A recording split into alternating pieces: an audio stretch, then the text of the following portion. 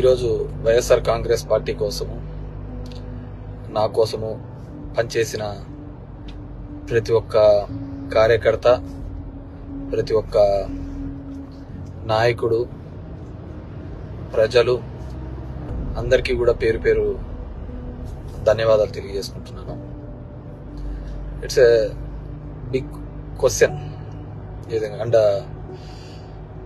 గెలిచినటువంటి సత్యకుమార్ కూడా ధన్యవాదాలు తెలియజేసుకుంటున్నాను. కంగ్రాచులేషన్స్. ఇట్స్ బిగ్ క్వశ్చన్ నాకు, అసలు ఎక్కడ ఏమి చేశాము అని. అంటే ఓవరాల్గా కూడా రాష్ట్ర ప్రభుత్వం కావచ్చు, నేను కావచ్చు, ఎప్పుడు కూడా పేదవాళ్ళకు అండగా ఉండాలా, పేదవాళ్ళకు తోడుగా ఉండాలని జగన్మోహన్ రెడ్డి గారు ఆలోచించారు. నేను అదే విధంగా ఆలోచించినాను.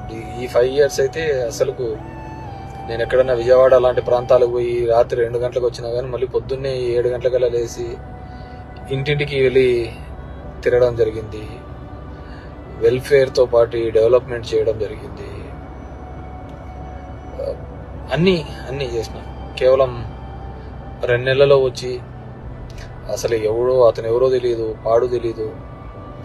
ఎక్కడైనా పోయి మామూలుగా జనరల్గా పోయి కూర్చొని నిలవన్నా కానీ ఎవరు జనాలు కనుక్కోలేరు. దీంట్లో మరి ఐ ఫీల్ రియల్లీ సాడ్, బాధ అనిపించేస్తుంది నిజంగా. ఎందుకంటే అరే ఏంది మనం ఇంత కష్టపడి, మగ్గమ్మ వాళ్ళు సూసైడ్ చేసుకుంటే ఎంటపడి భిక్షాటం చేసి డబ్బులు ఇచ్చినాము, నీళ్లు లేక అల్లాడిపోతుంటే తాగునీళ్ళు ఇచ్చినాము, రోడ్లు లేదంటే రోడ్లు ఇచ్చినాము, ఎన్ని కావాలన్నీ చేసినాము. So I feel really very bad. So నిజాయితీగా ఉంటే సరిపోదు, కేవలం అబద్ధాల మీదే బతుకుతేనే బాగుంటుందనే ఆలోచన ఉందేమో తెలియదు. కానీ మనం అది ఆడలేకపోయినాం. ప్రతిసారి కూడా ఇంటికి వచ్చిన ఎవరికే కానీ ఇబ్బంది పెట్టకూడదు, న్యాయం చేయాలనే ఒక ఆలోచన ధోరణితోనే పని చేసుకుంటూ రావడం జరిగింది. కానీ దురదృష్టం, అదే జగన్మోహన్ రెడ్డి కూడా అంతే. మొట్టమొదటిసారి ఒక నాయకుడు పేదవాళ్ళకు మేలు జరగాలి అని ఆలోచించాడు. మేబీ సంక్షేమం ఎక్కువగా చేసి ఉండొచ్చు, ఎప్పుడు లేనంత మాత్రాన అభివృద్ధి జరగలేదు అనేది మాత్రం అబద్ధమే కదా. మీ గ్రామాల్లో ఉన్న సచివాలయాలు కావచ్చు, హాస్పిటల్స్ కావచ్చు, అసలు అవినీతి లేకుండా జరగడం. ఇంతకుముందు ఏ విధంగా ఉండేది, ఇప్పుడు ఏ విధంగా ఉండేది, వాటిని కూడా చూడలేకపోవడము దురదృష్టకరమే అనుకోవాలి. సో ఏదేమైనప్పటికీ కూడా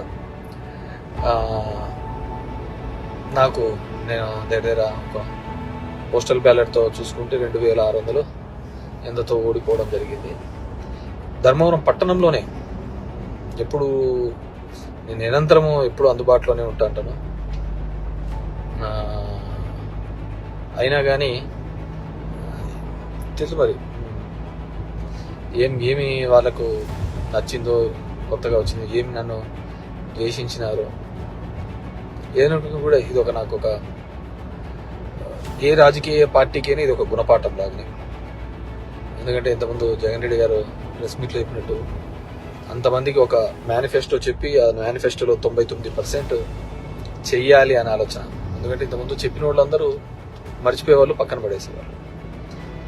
సో దానికి కన్నుంచావు చాలా ఉన్నాయని చెప్పి అబద్ధాలు అనే దాంట్ల మీద ఈ టైటిలింగ్ యాక్ట్ అంటారు, ల్యాండ్ టైటిలింగ్ యాక్ట్ అంటారు, ఇది అంటారు. అరే కొద్దిగా కామన్ సెన్స్గా ఆలోచించారు. గవర్నమెంట్ ఇచ్చిన ఇంటి పట్టాలకే రిజిస్ట్రేషన్ డాక్యుమెంట్లు ఇచ్చినాడు. గవర్నమెంట్ ఇచ్చిన ఇంటి పట్టాలకే రిజిస్ట్రేషన్ డాక్యుమెంట్ ఇచ్చినాడు. అది కూడా మాట్లాడితే ఎట్లా?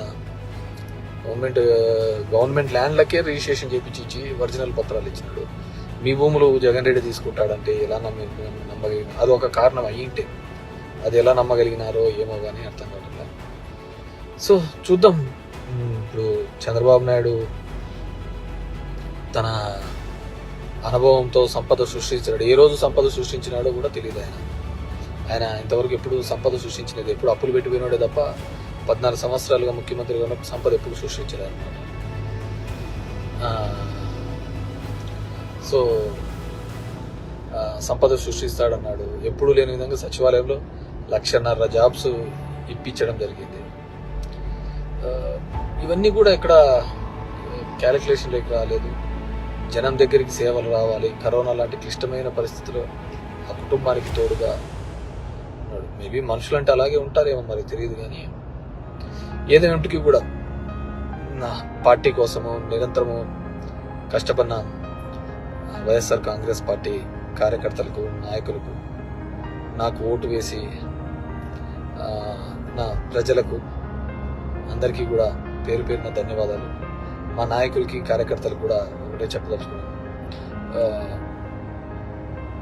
ఊర్లో చిల్లర అన్నీ కూడా చేస్తూ ఉంటారు, కానీ లెక్క ఎప్పటికీ తప్పదు. లెక్కలు ప్రతి ఒక్కరు ఉంటాయి. కాబట్టి అందరూ కూడా సమన్వయంతో ఉండండి. మనం ఎవరికే కానీ చెడుపు చేసినది లేదు, ఇది లేదు. మన గడప శత్రువు తొక్కినా ఆ శత్రువుకు మంచి చేసేది తప్ప చెడు చేయలేదు అనమాట. సరే.